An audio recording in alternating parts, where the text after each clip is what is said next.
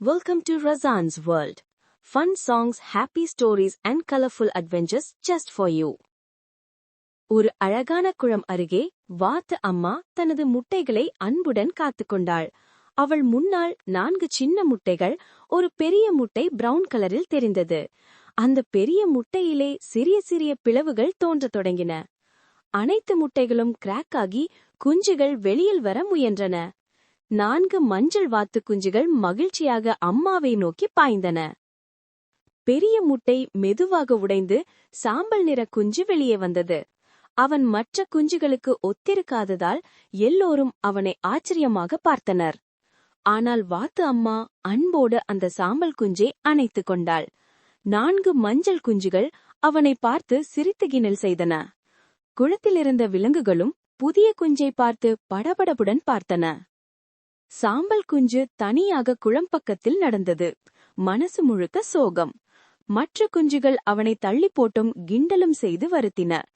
சிறு புதரின் கீழே மறைந்து குஞ்சு அழுது கொண்டே இருந்தான். வாத்து அம்மா அவனை சமாதானப்படுத்தி மெதுவாக தன் இறக்கையில் ஒலிக்க வைத்தாள்.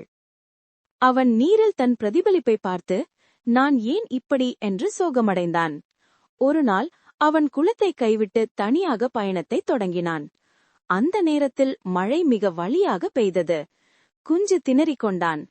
அவன் ஒரு பெரிய இலையின் கீழே சற்று பாதுகாப்பாக நின்றான். காட்டுக்குள் இருள் நிறைந்த பாதையில் மெதுவாக நடந்தான். ஒரு கல்லின் அருகே களைப்புடன் தூங்கிக் கொண்டான். காட்டில் கிடைத்த சில பழங்களை சாப்பிட முயன்றாலும் ஆனால் மிகவும் பலகீனமாக இருந்தான். திடீரென்று ஒரு நரி அவனை நோக்கி ஓடிக்கொண்டு வந்தது. குஞ்சு பயந்தபடி புதரினுள் ஒளிந்து தன் உயிரை காத்துக்கொண்டான். பனி பொழிய அவன் நடுங்கிக் கொண்டே முன்னே சென்றான். ஒரு வயதான விவசாயி பனியில் உறைந்திருந்த குஞ்சை கண்டெடுத்தார்.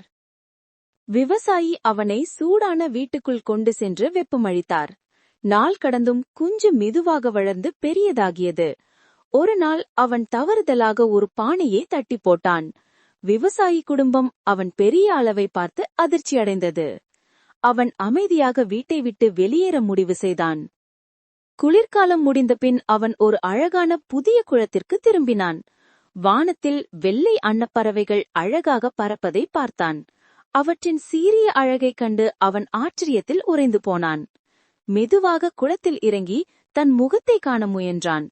நீரில் தோன்றிய பிரதிபலிப்பு அவனை விட வேறு ஒருவரைப் போல் தெரிந்தது. அவன் இப்போது ஒரு அழகான வெள்ளை அன்னப்பறவையாக மாறியதை உணர்ந்தான். சூரிய ஒளியில் அவன் இறகுகள் வைரம் போல பிரகாசித்தன. மற்ற அன்னப்பறவைகள் அவனை கண்டவுடன் மகிழ்ச்சியாக அருகே வந்தன. அவை எல்லாம் சேர்ந்து புதிய அன்னப்பறவையை அன்போடு வரவேற்றன. அவன் தனது வெள்ளை இறகுகளை விரித்து சந்தோஷமாக பறந்தான். அவன் மற்ற அன்னப்பறவைகளுடன் சேர்ந்து வானில் உயரமாக பறந்தான். கீழே இருந்த விலங்குகள் அவனை அழகைக் கண்டு ஆச்சரியமாக பார்த்தன. குளத்தில் இறங்கியபோது அவனுக்கு புதிய நண்பர்களின் அன்பு சுற்றி கொண்டது. கதை முடிவில் தெரிகிறது, அழகு ஒரு நாள் இல்லை, நேரம் எடுத்துக்கொள்ளும் ஒன்று. Thanks for watching. Don't forget to like, share and subscribe for more fun.